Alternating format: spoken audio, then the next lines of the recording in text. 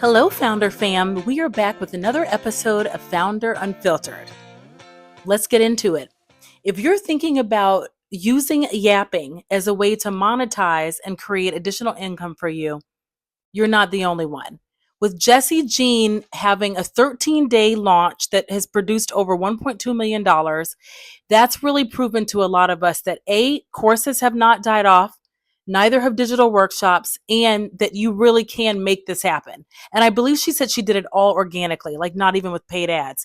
And so I think it sparked a lot of interest in many of us out there who are founders, who are entrepreneurs, and we're often thinking about how can we create other portals of income. And I'm here to tell you, I think you can do it with yapping, and it doesn't also have to be the same playbook that maybe she's offering. I know not everyone out there is comfortable with speaking on camera and kind of just yapping for the sake of yapping. And what I would recommend is also figuring out other ways that you show up and present yourself in long form format. And maybe it's not necessarily like speaking on screen.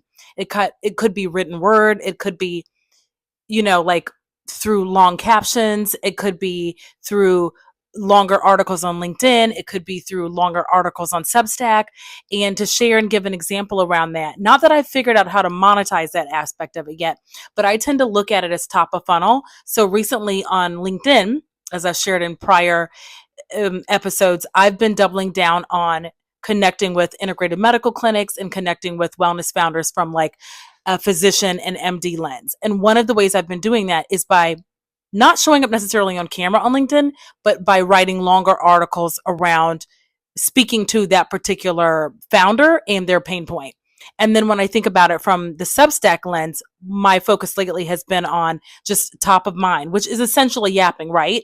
It's very unfiltered. It's not edited. It's like I wake up in the morning and I'm like, oh, I recently was thinking about sandcastles and like how as little children, we put so much creativity into them only to know that like in a couple of hours, a big wave was going to come and knock them over. But we did it anyway.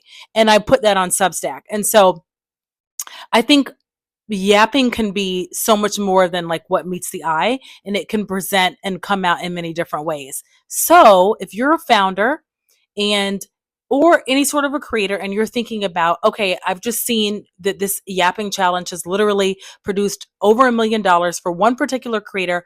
How can I monetize my yapping also? I would push back and say, figure out like where your comfort is, like where do you maybe already yap in your life, and get clear on that and then do more of that. And I'm also a big fan of jumping into the deep end of the pool and doing something that's maybe uncomfortable, because I do also recognize how much growth there is on the other side of that. And that can look like doing something right now, like ordering a little fluffy mic from Amazon, getting yourself a ring light, and just yapping, like just for the sake of yapping.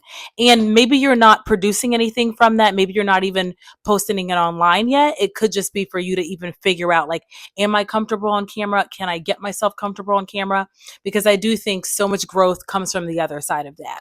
So this is a shorter episode for Founder Unfiltered this week, but I really did want to post and make sure I didn't ignore how major a moment this is for this creator, Jessi Jean. And I know the internet is very divided on it. I'm not sure why, because to me, what she did is incredible. Whether or not she had a marketing background in the past, that doesn't really matter. The point is that she did this and she made yapping on camera, I would say, accessible to people who really thought, oh my gosh, like, do people even want to take me as I am? Like, am I enough the way I am? Just like rapping off the top of my head and yapping off the top of my head. And apparently the answer is yes, because now she's had, I think, over 4,000 students buy into her course, which is a little under $300. So figure out what your yap style is and double down on it and do more of it.